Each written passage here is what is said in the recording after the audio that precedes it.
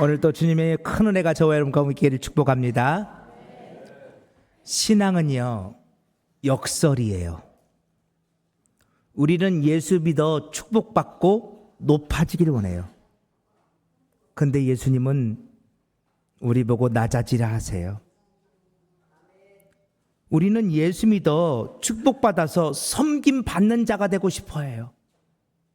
근데 예수님은 우리 보고 섬기는 자가 되라고 하세요.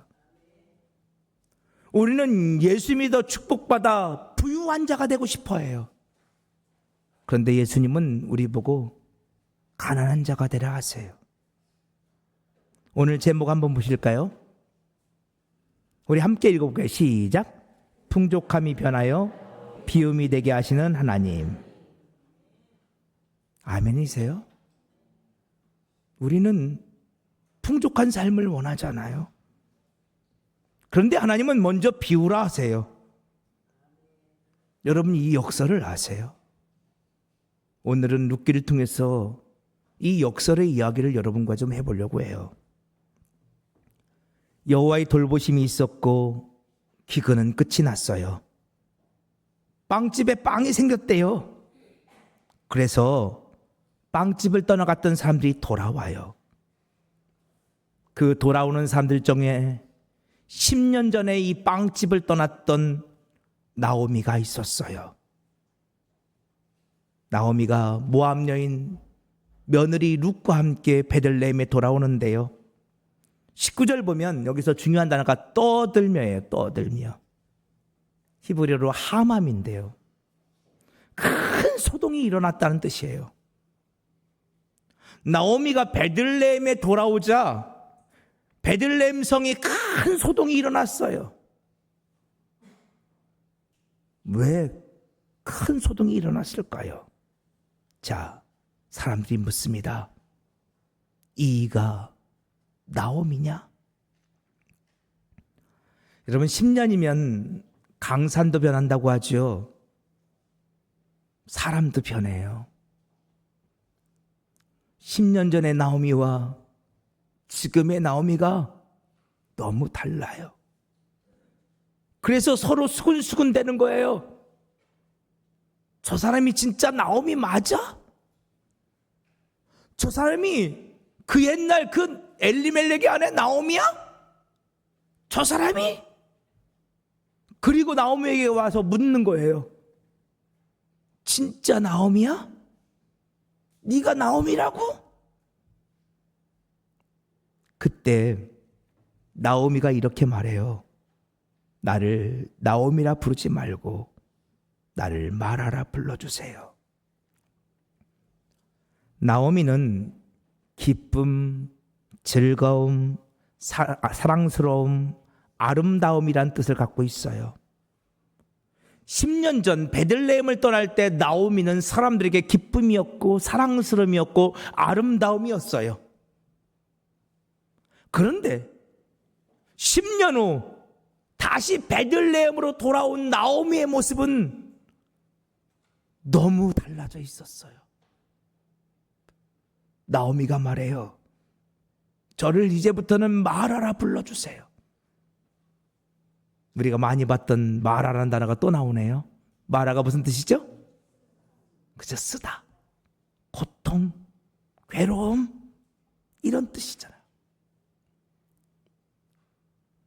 빵집을 떠나갔던 나오미가 빵집으로 돌아오며 스스로를 고통이라 쓰디쓴 인생을 살았노라 고백해요. 말씀을 준비하는데 누가복음 15장 탕자의 비유가 생각이 났어요. 자, 한번 볼까요? 이 아들이 아버지가 싫어 아버지의 집을 떠나갔어요. 그리고 어디로 갔어요? 먼 나라로 갔어요. 13절부터 15절 보면요, 먼 나라, 그 나라가 계속 반복이 되어져요. 자, 이 먼 나라가 어떤 나라인지를 한번 볼까요? 자, 13절 보니까요, 그 먼 나라는 그 아들로 하여금 허랑방탕한 삶을 살게 만들어서 그가 가진 재산을 다 허비해버리게 만든 나라예요. 그죠? 또 14절 보니까요. 그 먼 나라는 그 아들로 하여금 아들을 부유케 해줄 것이라, 행복하게 해줄 것이라 여겨졌지만 그 나라는 그 아들을 흉년과 기근으로 몰아넣은 나라죠. 또 있어요. 15절에 보니까 그 나라에는 뭐가 있어요? 돼지가 있어요. 돼지는 부정한 짐승이에요. 이스라엘 사람들은요, 절대 돼지고기를 먹지 않아요. 뿐만 아니라 돼지를 키우지도 않아요. 이스라엘에는 돼지 농장이 없어요. 돼지고기도 먹지 않아요. 그 나라는 근데 돼지가 있어요. 그러니까 이 나라는 부정한 나라예요. 세상에 죄악으로 가득한 나라고요. 그 나라는 이 아들로 하여금 허랑방탕한 삶을 살게 만드는 나라예요. 이 나라는 이 아들을 부정하게 만들었어요. 그런데 16절 보세요. 그 나라는요, 이 아들에게, 이 탕자에게 쥐엄나무 열매조차 주지 않았어요. 여러분 혹시 쥐엄나무 보신 적 있으세요? 쥐엄나무 열매. 쥐엄나무 열매는요, 우리나라 작두콩 아세요? 작두콩 생각하시면 돼요. 그 콩만 보지 마시고요, 껍질까지 같이 있는 거. 딱 그렇게 생겼어요. 작두콩 껍질까지 같이 있는 것처럼. 그런데요, 이 쥐엄나무 열매는요, 일반적으로는 사람이 먹지 않아요. 이건 가축들의 사료로 주어져요. 그런데 사람들이 쥐엄나무 열매를 먹을 때가 있어요. 언제 먹을까요? 초근 목피. 먹을 게 없어. 우리 같으면 풀뿌리 캐먹고 나무 껍질 벗겨 먹은 바로 그때, 보릿고개 때, 이스라엘 백성들은 먹을 게 없을 때 이 쥐엄나무 열매를 먹어요. 근데요, 지금 이 아들이 지금 자신의 재물을 다 허비하고 정말 아무것도 먹을 게 없었거든요.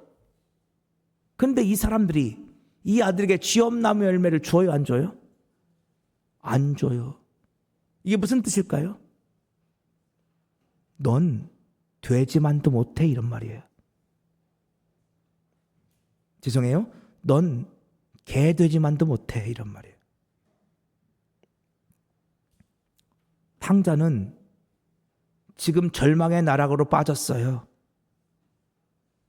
아버지 집을 떠나 부정한 자가 되었어요. 사람들에게 돼지만도 못한 자라 손가락질 받는 자가 되었어요.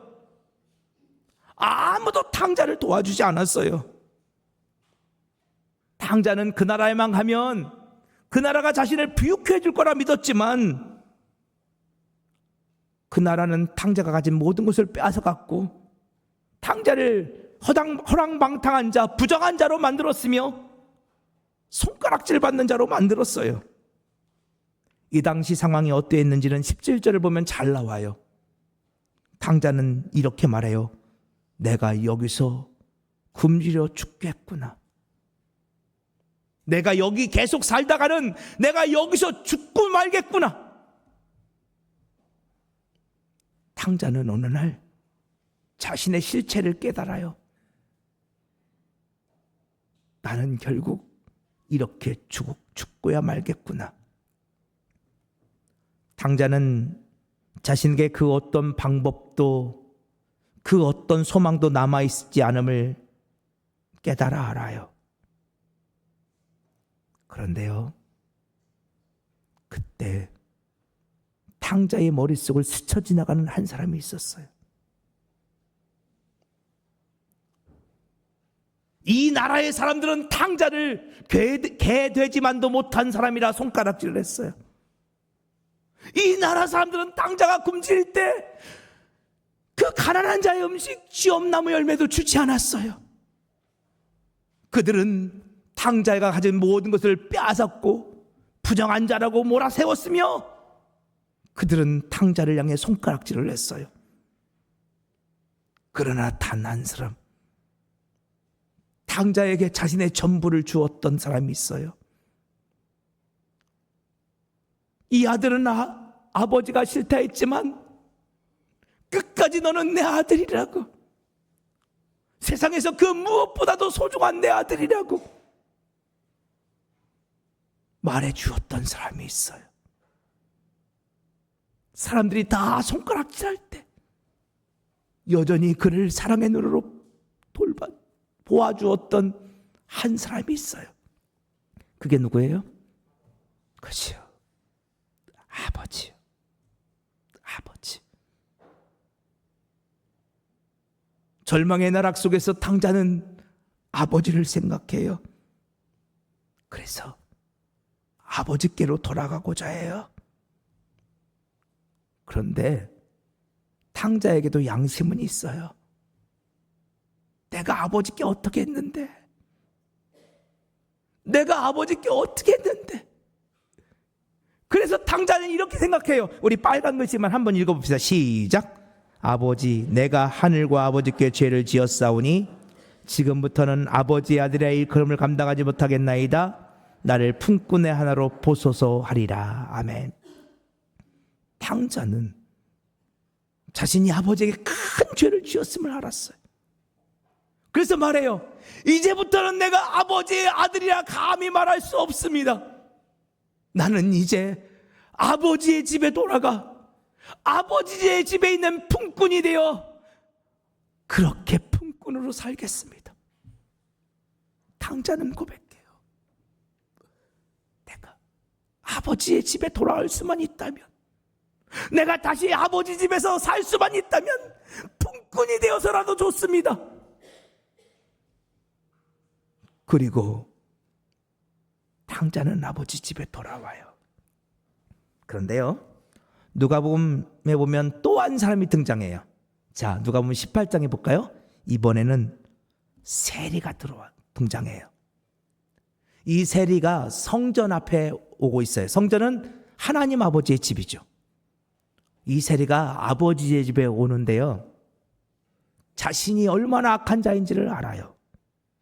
그래서 이 세리가 감히 눈을 들어서 하늘을 보지도 못하고 아버지의 집도 보지 못하고 아버지 집에 들어오지도 못하고 멀찍이 서 있어요.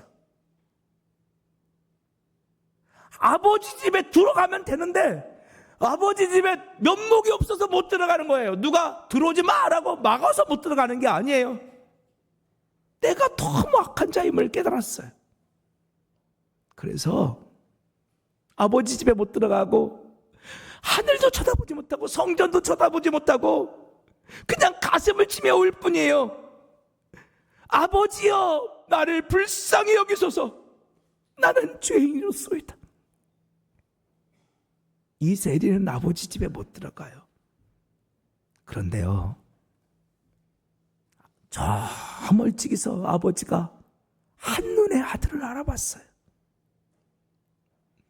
그 아버지가 버선발로 맨발로 달려와요. 아들을 향해 달려와요. 그리고 아들을 끌어안고 아버지가 말해요. 너 지금 왜 여기 있어? 왜 이러고 있는 거야? 아버지 집에 왔으면 들어와야지. 너 아버지 보고 싶어서 집에 온 거잖아. 집에 왔으면 들어와야지. 왜 못 들어오고 이거 여기 있는 거야? 이 아들은 너무 죄송해서 들어가지 못하고 멀찍이서 울고만 있는데 아버지가 달려와 말하는 거예요. 아들아, 여기가 네 집이야. 정말 모르겠니? 여기가 네 집이야. 왜 못 들어오고 이러고 있는 거야? 가끔 안 믿는 분들에게 전도를 하다 보면 이런 말씀을 하시는 분들이 있어요. 목사님, 저는 죄를 너무 많이 지어서 교회를 못 가요. 그럼 제가 언제나 그래요. 선생님, 진짜 죄가 많으세요? 그럼요. 그럼 됐어요. 우리 주님은요, 의인을 구하러 오신 것이 아니라 죄인을 구원하러 오셨어요. 선생님이 나는 죄인입니다라고 고백하는 그 순간 주님이 찾아오셔서 만나 주실 거예요. 선생님도 예수 믿으면 얼마든지 구원받을 수 있어요. 예수 믿으세요. 그럼에도 불구하고 그분들이 그렇게 말하는 이유를 저는 알아요. 여러분, 사람들에게는 성공 신화가 있어요. 예를 들어 볼까요? 요즘 설 명절이잖아요. 오래간만에 고향에 돌아옵니다. 근데 고향에 돌아오는 사람들은 다 금이 환양의 꿈을 꾸고 돌아오죠. 그렇죠? 금이 환양이 무슨 뜻이에요? 금이 비단 옷 입고 환양, 고향에 돌아오기를 원하는 거죠.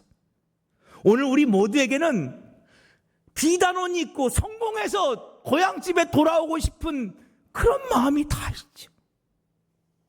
그래서 우리 어떤 분들은 그런다는 거예요. 내가 성공하기 전까지는 절대 고향에 돌아가지 않으리라. 그런데 그런 마음이 예수 믿는 우리들에게도 있어요.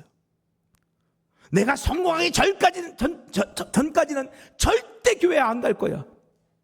내가 성공해서 보란듯이 성공해서 내가 번쩍번쩍한 모습으로 내가 교회 갈 거야.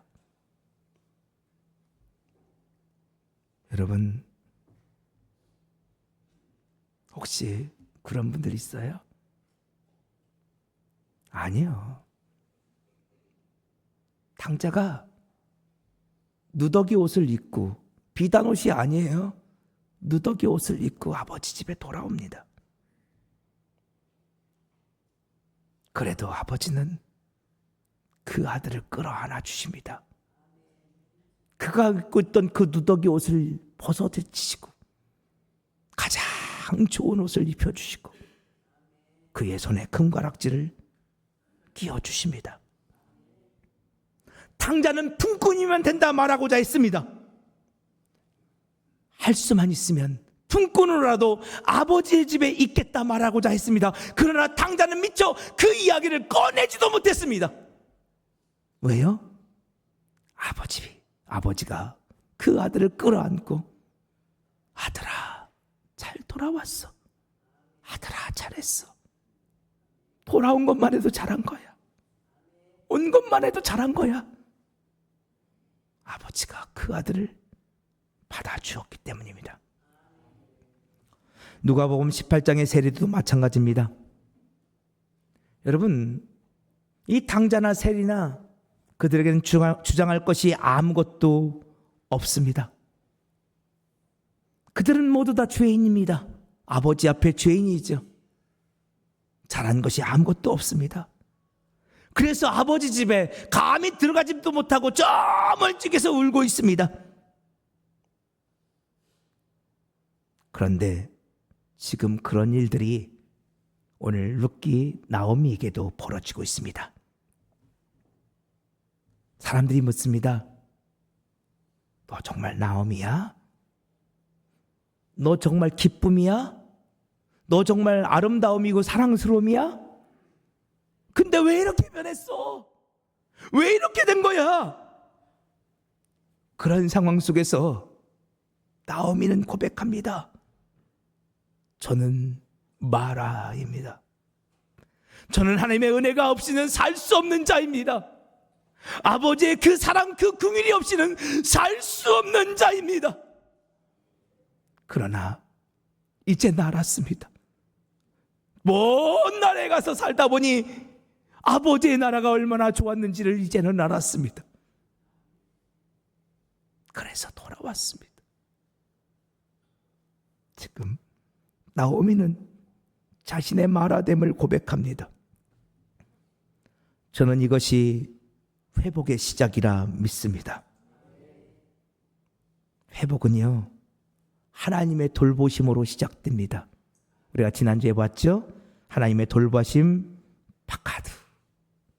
하나님의 돌보심은 하나님의 찾아오심으로부터 시작이 됩니다. 여러분, 그런데요, 하나님이 찾아와 주신 사람들, 그들에게 나타난 특징이 하나 있는데 그들은 자신이 마라임을 죄인이었음을 깨닫게 됩니다. 어떤 죄인이요? 나는 감히 아버지의 아들이라 말할 수조차 없는 죄인. 나는 감히 아버지 집에 들어갈 수조차 없는 더럽고 추한 죄인. 내가 얼마나 악한 죄인지를 깨닫게 되는 것입니다. 근데 바로 그 순간이 회복의 시작점입니다. 우리 마태복음 5장 볼까요? 주님은 말씀하십니다. 심령이 가난한 자는 복이 있나니. 누가 복이 있대요? 심령이 가난한 사람이 복이 있습니다. 그럼 누가 심령이 가난한 사람입니까? 내가 마라임을 아는 사람입니다. 지금까지 내가 내 인생의 마라임에도 불구하고 난 나오미야. 사람들한테 나오미를 보이고 싶어서 괜히 허세를 부리며 살았습니다. 지금까지 내 인생에 마라가 있음을 들키고 싶지 않아서 나 괜찮아, 나 아무렇지도 않아 그러고 허세 부리며 살았어요. 근데 어느 날 하나님이 나를 찾아와 주셨습니다. 이제 내 안에 마라가 있음이 명명백백하게 드러났습니다.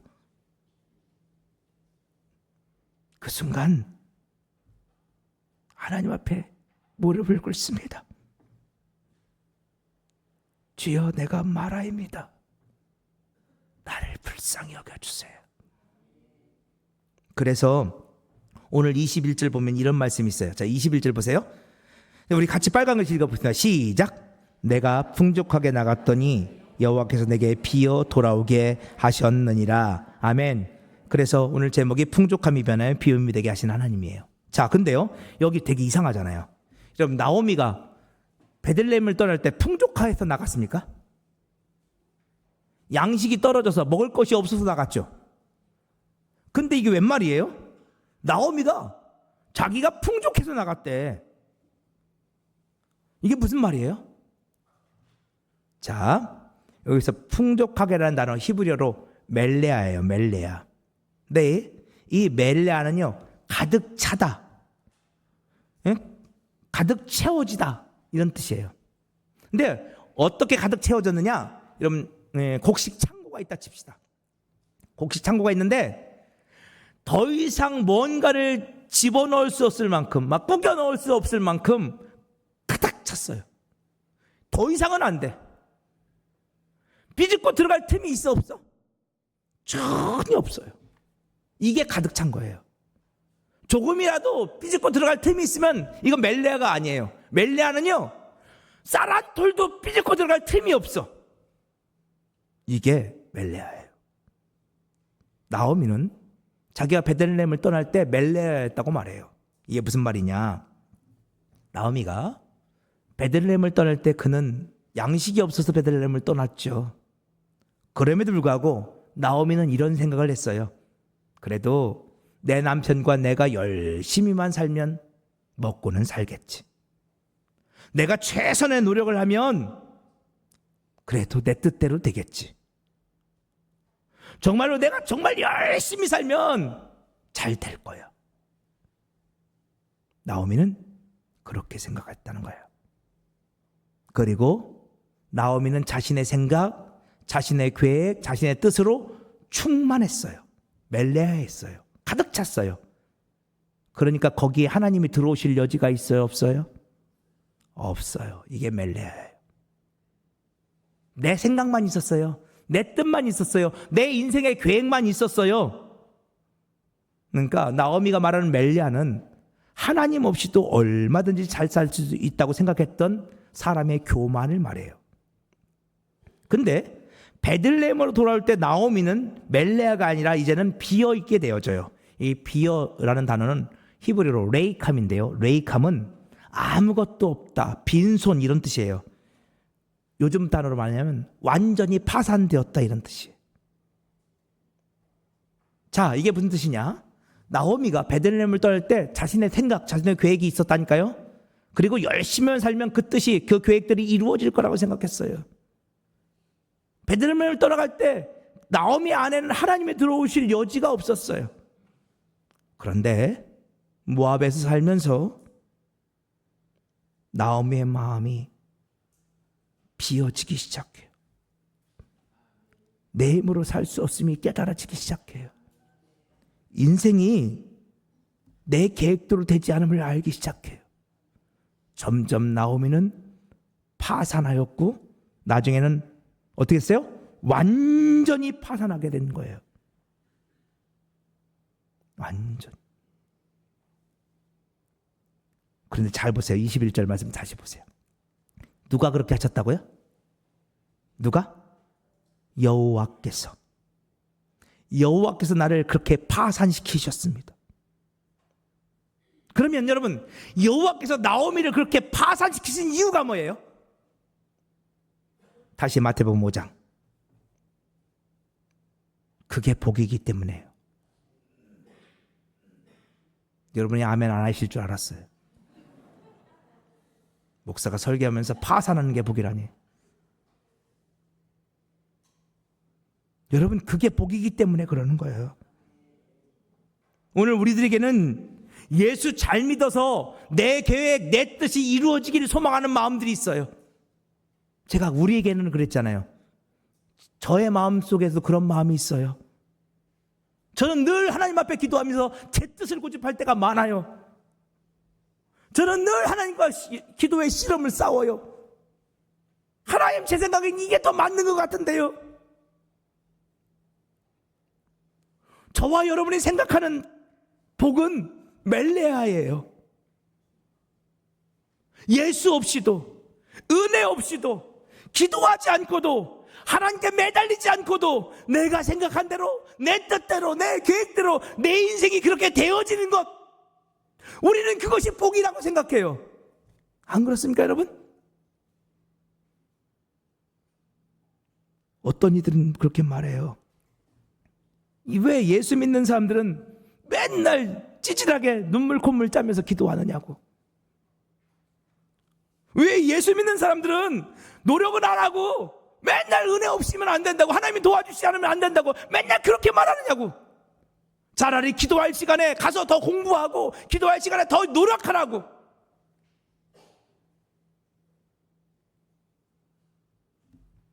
어쩌면 지금 이곳에도 그렇게 생각하는 분들이 계실지 몰라요. 분명히 있을 거예요. 기도하는 사람들이 찌질하게 보이는 사람들, 눈물 콧물 짜가면서 기도하는 사람들을 도무지 이해하지 못하는 사람들, 하나님 앞에 도와달라고 기도하기 전에 가서 더 열심히 일해야지. 여러분, 제가 게으르라고 말씀드리는 거 아니에요? 저는 정말로 여러분의 계획과 여러분의 뜻대로 여러분의 인생이 되어졌으면 좋겠어요. 저는 정말로 여러분들이 이 설 명절을 맞이해서 금이 환영했으면 좋겠어요. 전 정말로 여러분들이 보란듯이 좀 살았으면 좋겠어요. 그러나 우리 솔직해집시다. 그런 삶은 아무도 없어요. 다 내 맘대로 되는 것 같은데 내 건강은 내 맘대로 안 돼요. 다 내 맘대로 되는 것 같은데 내가 낳은 내 자녀들은 내 맘대로 안 돼요. 다 내 맘대로 되는 것 같은데 내 남편과 내 아내는 내 맘대로 안 돼요. 아니, 다 내 맘대로 되는 것 같은데 내 마음은 내 맘대로 안 돼요. 왜 두려워하세요? 왜 염려하세요? 왜 근심 걱정하세요? 왜 불면증에 시달리세요? 왜 우울증에 시달리세요? 왜 공황장애 때문에 시달리세요? 여러분 마음이 여러분 뜻대로 되던가요? 여러분, 우리 솔직해지자고요. 우리 안에 마라가 있잖아요.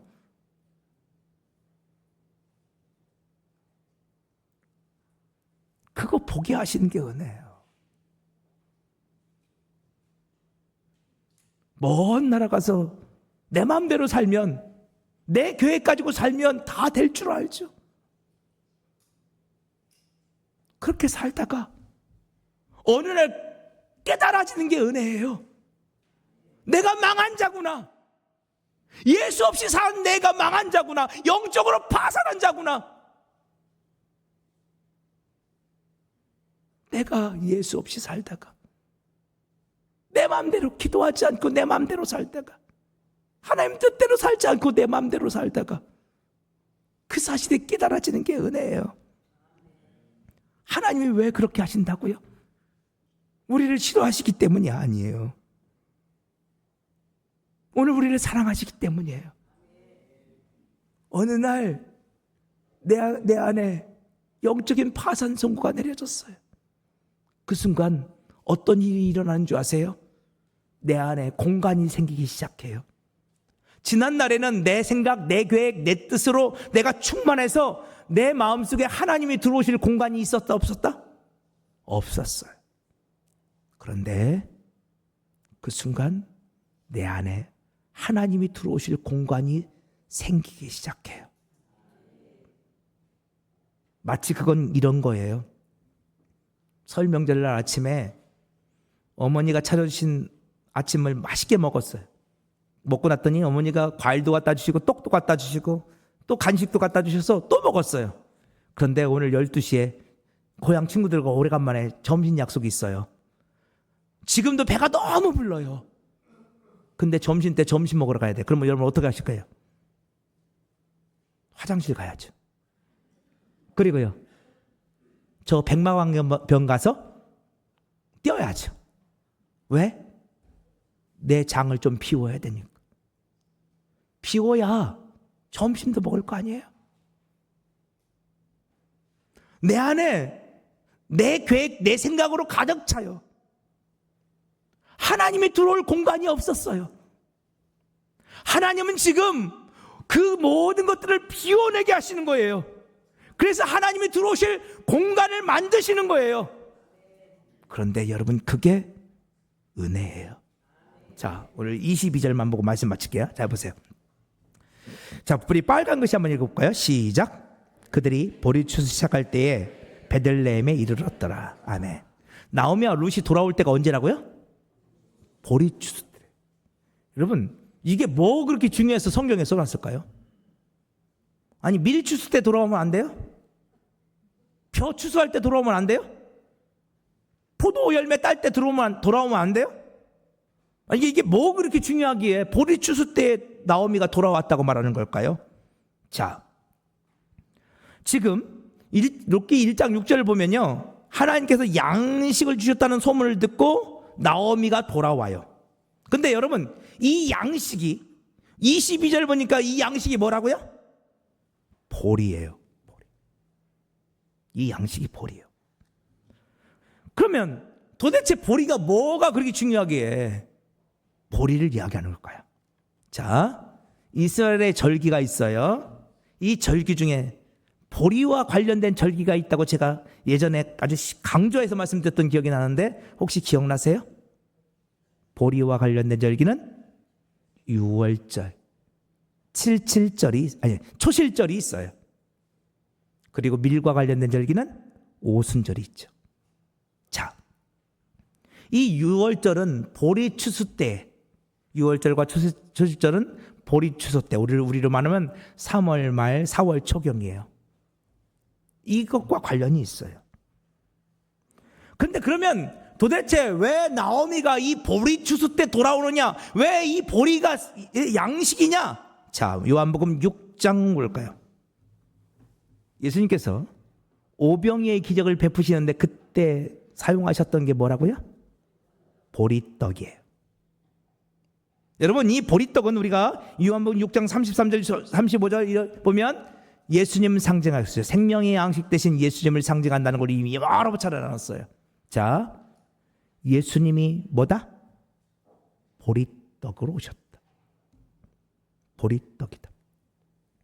왜 예수님은 보리떡일까요? 자, 중요한 거 한 개만 말씀드리고 마칠게요. 우리는 밥을 요즘 건강식으로 먹어요.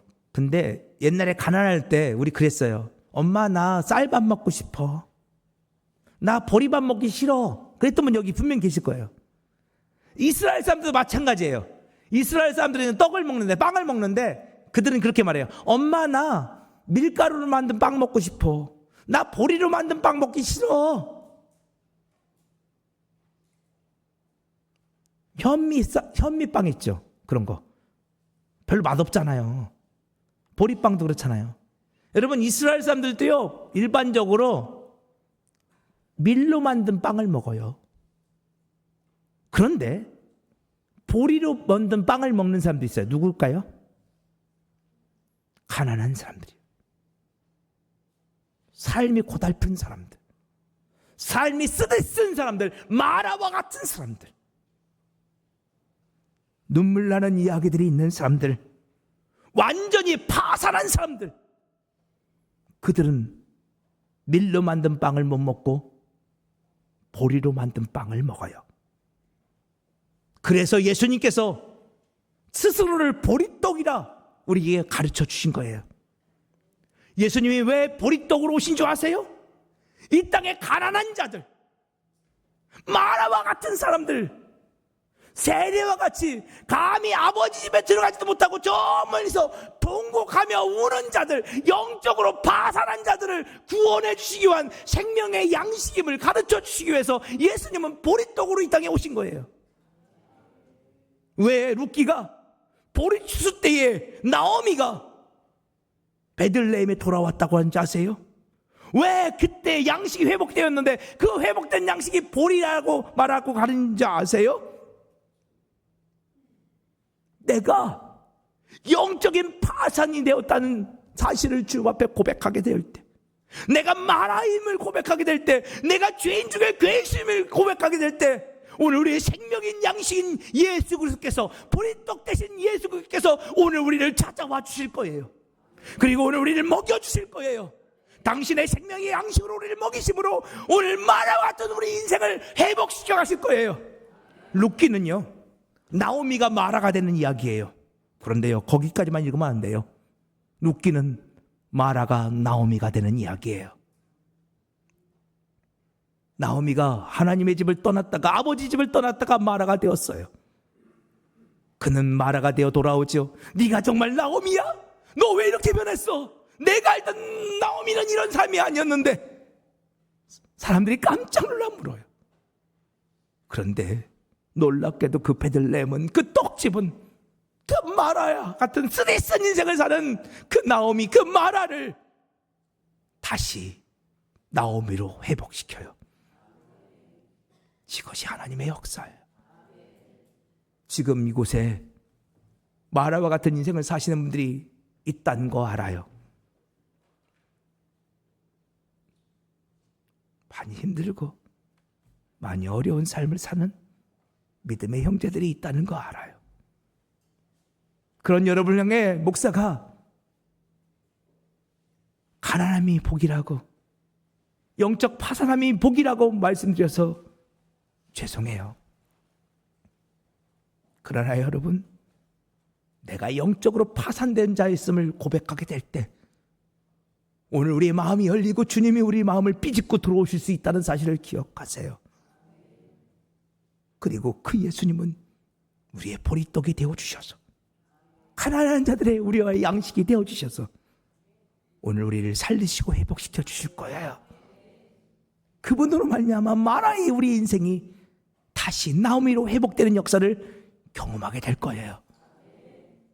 여러분, 그러니 오늘 우리에게 풍족함이 변하여 비움이 되게 하는 것은 하나님이 주신 은혜고 복이에요. 오늘 저와 여러분 가운데 그런 놀라운 고백이 있어지기를 축복합니다.